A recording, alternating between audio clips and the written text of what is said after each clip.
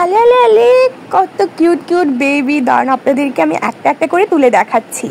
মাশআল্লাহ, সবগুলোই same colour, শুধু একটা হোয়াইট কালার হয়েছে।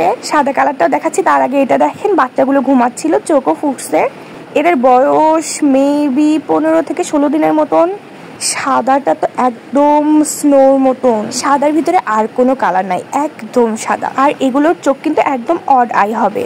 এখন আপনাদেরকে আমি যেটা দেখাচ্ছি সেটা হচ্ছে একদম পিওর হোয়াইট, যেটার কথা এতক্ষণ বললাম। এই ফার্স্টে যে ক্যাটটা দেখাইছিলাম সেটার প্রাইস 7 থেকে 8,000 টাকা আস্কিং প্রাইস, আপনারা কম বেশি করতে পারেন। হ্যালো এভরিওয়ান, আসসালামু আলাইকুম, আমি শিনফা। হোপফুলি সবাই ভালো আছেন, আমি আলহামদুলিল্লাহ অনেক ভালো আছি। আজকে গিয়েছিলাম আমার বিড়ালের জন্য ক্যাট ফুড কিনতে, ফ্লাবির জন্য। ফার্স্টে এই দোকানে ছিল না, দেন অন্য দোকানে যাই, গিয়ে দেখি আছে কিনা। আর এখানে গিয়ে দেখি এত এত ক্যাট, আল্লাহ। বাট ক্যাটগুলোকে অনেক অপরিষ্কার ভাবে রাখা হয়েছিল, পটি গন্ধ সবকিছুর ভিতরেই ক্যাটগুলোকে রাখা হয়েছে, দেখে খুবই খারাপ লাগলো। আর যে গরম পড়ছে তার ভিতরে এসিও নাই, বিড়ালগুলোর অবস্থা সত্যিই খারাপ ছিল।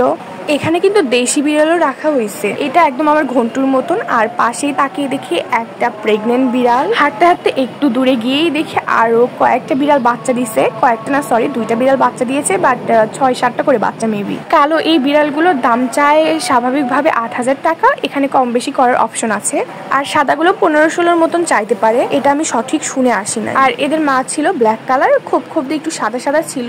আর বাবা কি কালার ছিল তা জানি না। এখন যাকে দেখছেন সে হচ্ছে এদের মা। পাশে তাকিয়ে দেখে আরো একটা বিড়াল বাচ্চা দিয়েছে। আর এখানে সবগুলোই সাদা, শুধু একটা ছিল ব্রাউন কালার।